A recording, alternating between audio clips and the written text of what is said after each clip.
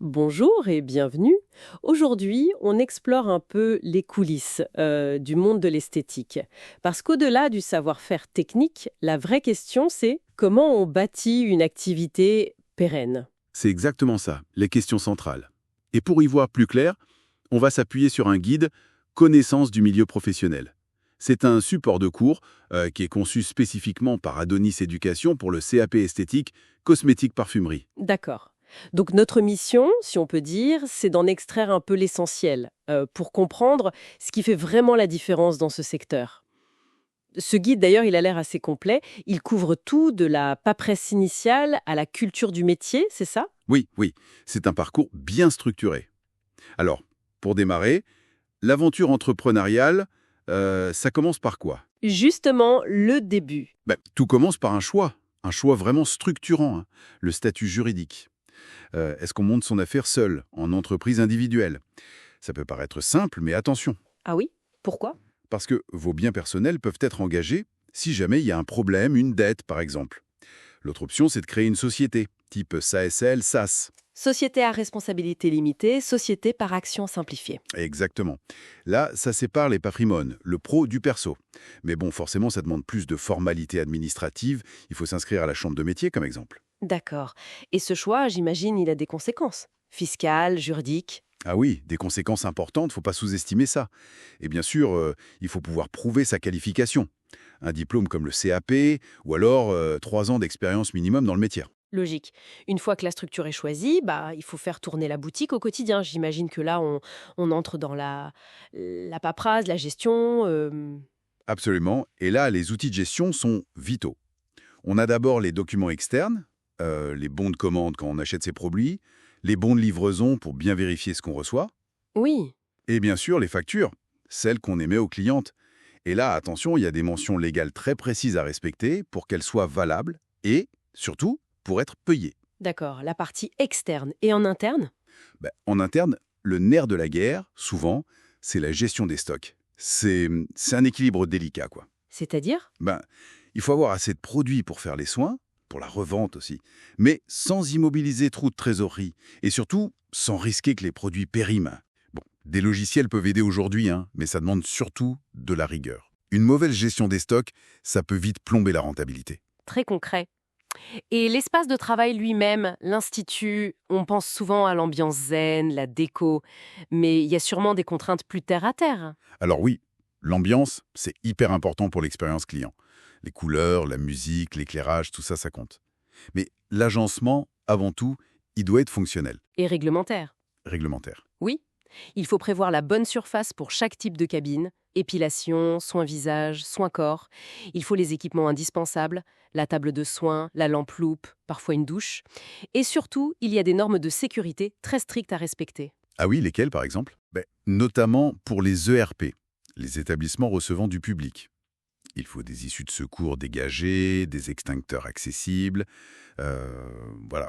L'aménagement, au final, c'est vraiment concilier le bien-être de la cliente et la conformité légale. Et dans ce lieu, un point absolument crucial, j'imagine, c'est l'hygiène. Vu le contact direct avec la clientèle, qu'est-ce que ça implique très concrètement? Alors là, c'est un pilier, vraiment. Le risque de transmission de microbes, bactéries, virus, champignons, il est réel. Donc l'hygiène irréprochable, c'est pas une option, quoi, c'est une obligation. Ça touche quoi exactement? La personne, le matériel? Les deux. Ça concerne l'esthéticienne elle-même, une tenue propre, le lavage des mains systématique avec un produit antiseptique, mais aussi et surtout le matériel. Chaque instrument qui n'est pas jetable doit être méticuleusement nettoyé et désinfecté, voire stérilisé pour certains outils, entre chaque cliente. C'est très précis. Oui, il y a des protocoles précis à suivre.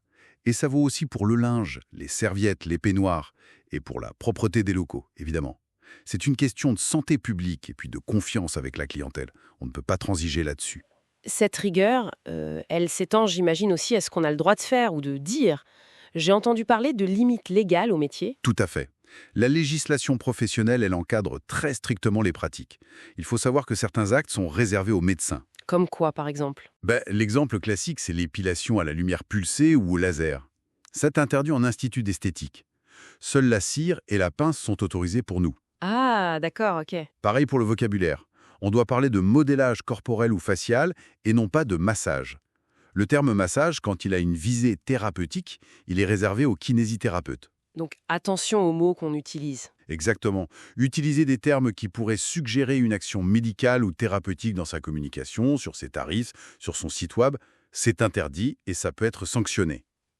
Et comme les règles peuvent évoluer, il faut vraiment se tenir informé en permanence. C'est bon à savoir, oui. C'est un cadre assez strict finalement. Pour finir, le guide aborde la culture professionnelle. Qu'est-ce que ça recouvre, ça? La culture pro, ça signifie simplement connaître son écosystème, son environnement, savoir qui sont les grands acteurs du marché, les fournisseurs importants, les marques phares, on pense à L'Oréal, Estée Lauder, ce genre de groupe. Les concurrents aussi, j'imagine, hein. Bien sûr, les concurrents locaux, mais c'est aussi être curieux, se tenir au courant des nouveautés, des tendances.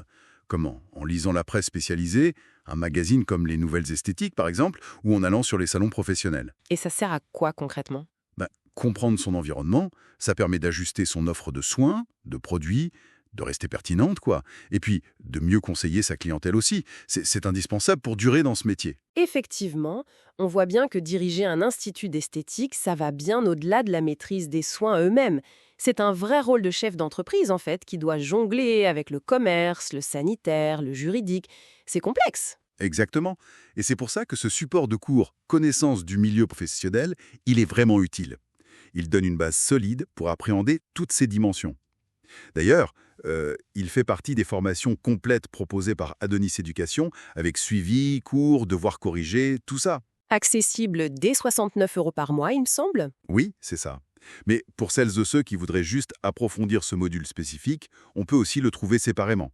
Il est disponible sur le site lali.fr, par exemple. Parfait. Alors, pour conclure et laisser nos auditeurs réfléchir un peu, dans ce secteur qui est quand même très réglementé et qui bouge très vite, quelle serait, selon vous, la stratégie la plus efficace pour une professionnelle Lina, pour non seulement rester dans les clous, rester conforme, mais aussi réussir à innover et à se démarquer sur le long terme?